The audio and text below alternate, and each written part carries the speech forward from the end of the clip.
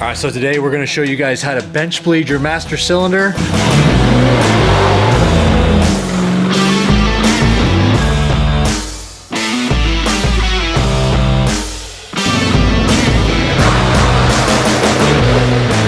So here's your master cylinder bleeder kit, and it comes with instructions. So if there's anything in this video that you don't quite understand, you can always read through.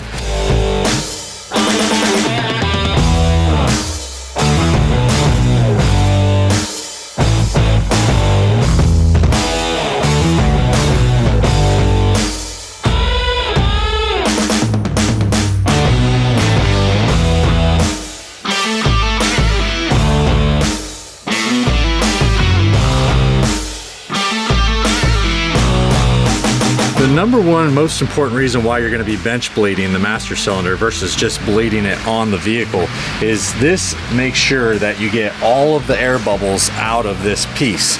Now when you mount the master cylinder on an early Bronco, typically it's pointed downward, so it's actually going to trap air inside this master cylinder. If you have that air trapped in there, there's no way to get it out until you put this perfectly balanced.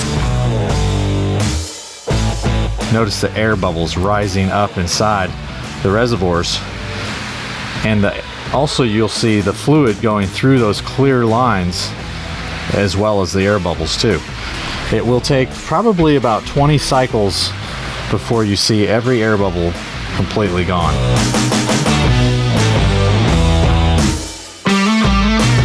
After you get done bleeding the master cylinder completely level, camp it forward like this and then to camp it back as well, and make sure to get any last little bubbles out of it. As you can see, we went ahead and removed the bleeder kit, put the plugs back in, and then put the cap back on and then snap the top retainer back together.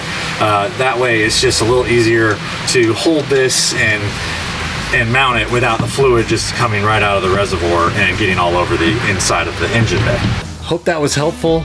Thanks for watching, and we'll catch you guys next time.